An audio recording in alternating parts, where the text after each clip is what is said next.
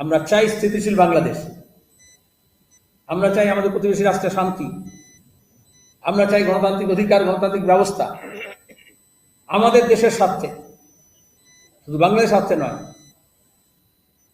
ধর্মনিরপেক্ষ গণতান্ত্রিক গণপ্রজাতন্ত্রী বাংলাদেশ দরকার। উত্তাল সময়, ভাঙনের সময়, কিন্তু কোন দিকে মোড় নেয় সেদিকে আমাদের নজর রাখতে হবে। যেভাবে এত মৃত্যু মিছিল, তা আমরা নিন্দা করেছি, শোকাবহ। কিন্তু মুক্তিযুদ্ধের জন্য বাংলাদেশের মানুষ এক নদী রক্ত দিয়েছেন।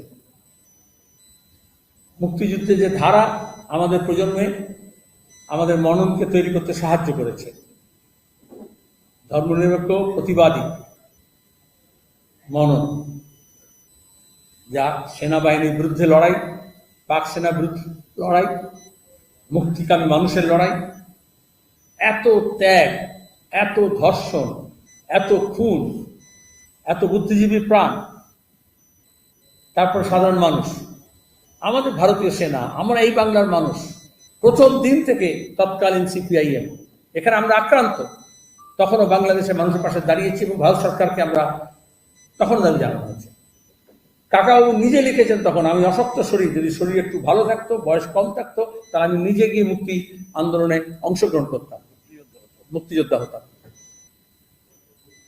That's the spirit. কিন্তু আজকে দাঁড়িয়ে সেই মুক্তিযোদ্ধার যে ধারা, যে ঐতিহ্য, যে মূল্যবোধ,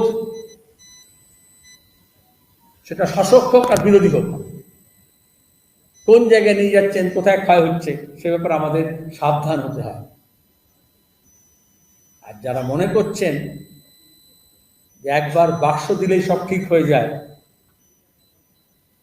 শেখ হাসিনা পরপর 3টি ভোট জিতেছেন, মাত্র কিছুদিন আগেও জিতেছেন। কিন্তু মানুষের ভাবনা আর ভোটের ফলাফল, তাতে বেশি গরমিল হলে সেটা বেশি দিন চলতে পারে না।